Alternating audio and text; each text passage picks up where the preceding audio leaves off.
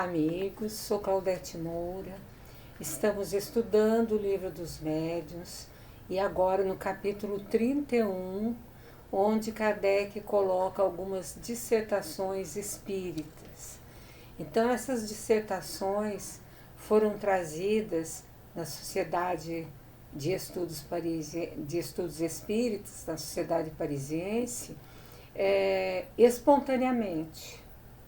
Porque Kardec fazia muitas evocações, mas todas essas dissertações que ele colocou no capítulo 31 foram recebidas espontaneamente, e essas dissertações completam, né, aqueles princípios que já foram estudados durante as nossas aulas em O Livro dos Médiuns. E continuando com algumas dissertações, hoje nós vamos ver uma do espírito Rousseau, que foi um educador, que foi um sociólogo, filósofo, e ele trabalhou muito com a parte social, e ele então traz uma mensagem sobre o espiritismo. Então vamos ver a mensagem de Rousseau. Penso que o Espiritismo é um estudo inteiramente filosófico das causas ocultas, dos movimentos interiores da alma, pouco ou nada esclarecidos até hoje. Explica mais ainda do que desvenda novos horizontes. A reencarnação e as provas que suportais antes de chegar ao alvo supremo, não são mais apenas revelações, mas confirmações plenas de verdade. Sou tocado pelas verdades que por esse meio são trazidas à luz.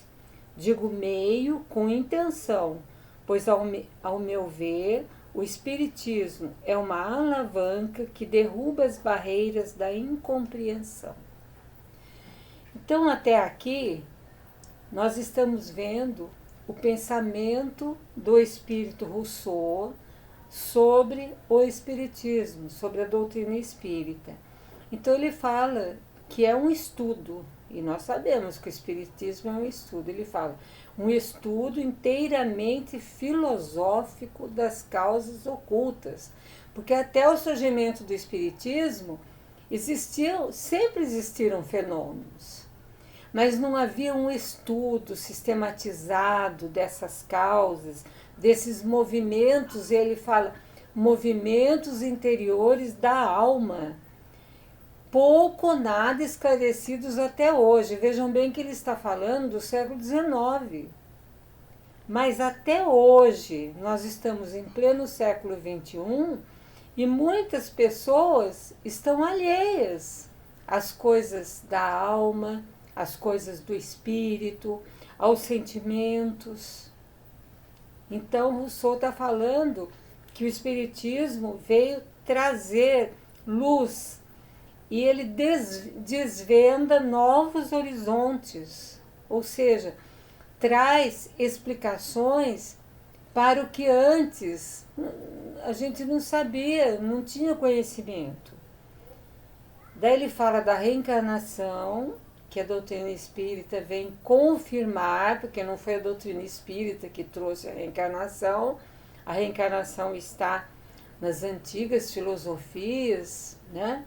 Mas a doutrina espírita vem explicar melhor o seu conteúdo, como se dá, e também falar daquelas provas que nós temos aqui que suportar, que anteriormente a doutrina espírita não havia uma explicação concreta sobre as provas que nós temos aqui que suportar, até que possamos chegar à superioridade, até que possamos chegar à perfeição relativa, né?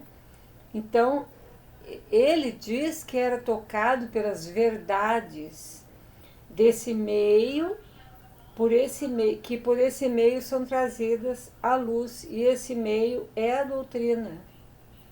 Ele fala, Eu falo meio com intenção, pois, a meu ver, o Espiritismo é uma alavanca que derruba as barreiras da incompreensão.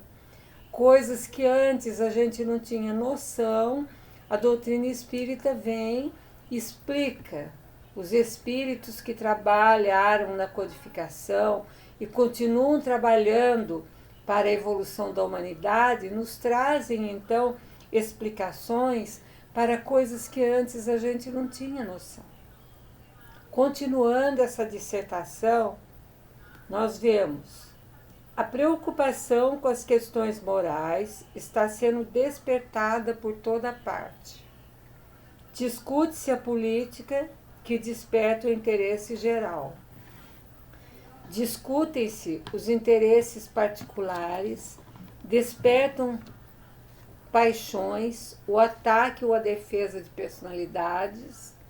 Os sistemas conquistam partidários e detratores, mas as verdades morais, que são o alimento da alma, o pão da vida, permanecem na poeira acumulada dos séculos. O que ele está querendo nos falar? Que começou nesse sentido, com o advento do Espiritismo, a preocupação com as questões morais, que antes não se levava em conta.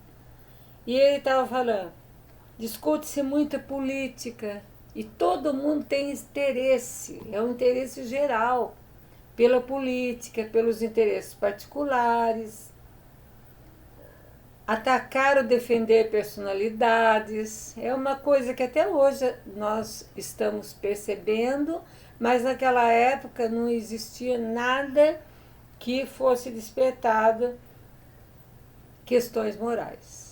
Então era só isso mesmo, né? E ele fala, mas as verdades morais que são o alimento da alma e o pão da vida permanecem na poeira acumulada pelos séculos. Ninguém se preocupava com essas questões morais. E ele continua, todas as formas de aperfeiçoamento parecem úteis aos olhos do povo, menos as da alma. O povo quer melhorar materialmente. Então, tudo que aperfeiçoa, o que ele pode usufruir, é bom. Mas, quando se fala da alma, né, não existe um interesse. E hoje, apesar de já termos mais interesses pelas coisas da alma, do espírito, ainda a gente vê uma grande parcela da humanidade que não estão preocupados nem um pouquinho com isso.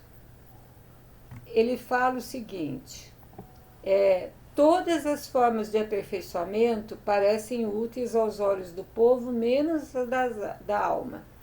Sua educação, sua elevação, parecem quimeras que servem apenas para ocupar os lazeres dos padres, dos poetas, das mulheres, seja como simples moda ou a título de ensinamento. Achei muito interessante esse comentário que ele faz, que a educação da alma, a elevação, não interessa muito para as pessoas, não interessavam muito naquele tempo. Então, deixavam essas coisas apenas para os padres. Eram eles que aconselhavam, eram eles que cuidavam das almas, por assim dizer, à moda deles. Não esclarecendo, né? Mas às vezes mais usufruindo dos lazeres. Os poetas, né, que faziam grandes versos. E ele fala das mulheres, porque tudo que era de menos importância, na época, eles achavam que eram as mulheres que deviam se ocupar. Então, essas coisas da alma, como a mulher é mais sensível, eles isso é coisa para as mulheres, e não para eles, né, que eram os sabichões da época, né? Se o espiritismo ressuscita o espiritualismo, dará à sociedade o impulso que despertará em uns a dignidade interior, em outros a resignação e em todos a necessidade de elevar-se para o Ser Supremo, olvidado e desconhecido pelas suas ingratas criaturas. Então ele faz esse desfecho na sua dissertação, falando que o Espiritismo ressuscita o espiritualismo. E aqui a gente faz uma diferença entre o Espiritismo e o espiritualismo. O espiritualista, ele acredita nas coisas da alma, mas às vezes ele acredita que a vida continua, mas ele não acredita nas comunicações, às vezes, dos espíritos.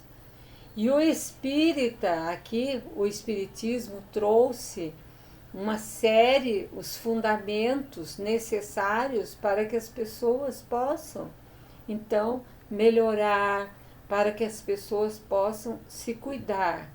Então ele está falando que isso daria à sociedade um impulso.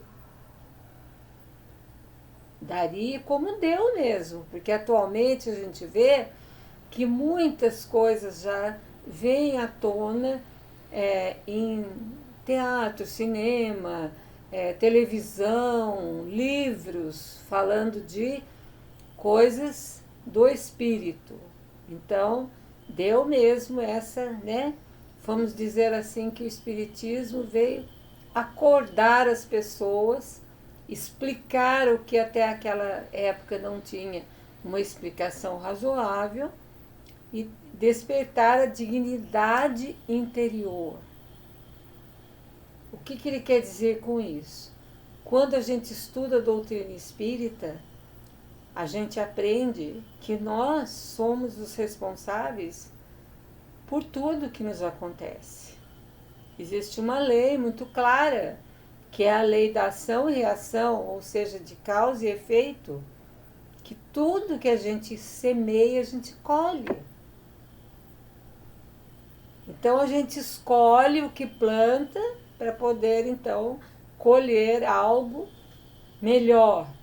Então ele está falando que esse impulso iria despertar em algumas pessoas a dignidade interior, ou seja, acreditar que somos espíritos, acreditar que temos aqui uma tarefa, não estamos aqui a passeio, acreditar que reencarnamos para progredir sempre, que essa progressão, essa evolução não para nunca, sempre ela vai ser levada à frente.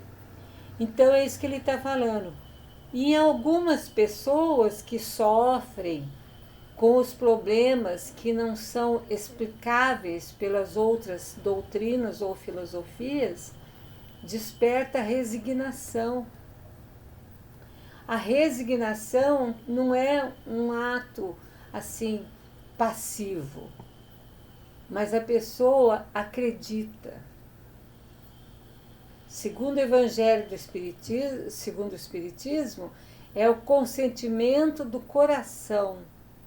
Eu sou resignado quando meu coração sabe que eu tenho que passar por aquilo e eu vou procurar passar da melhor maneira. Eu vou criar forças, eu vou ter a minha fé para poder passar por essas situações.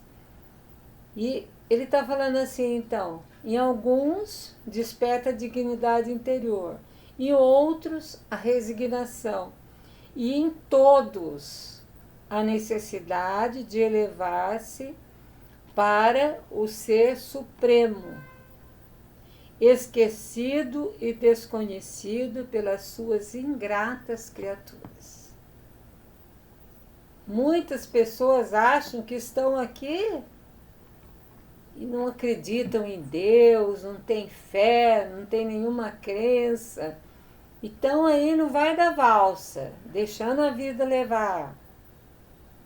E daí, com o conhecimento da doutrina espírita, vem essa necessidade de elevar-se ao Ser Supremo.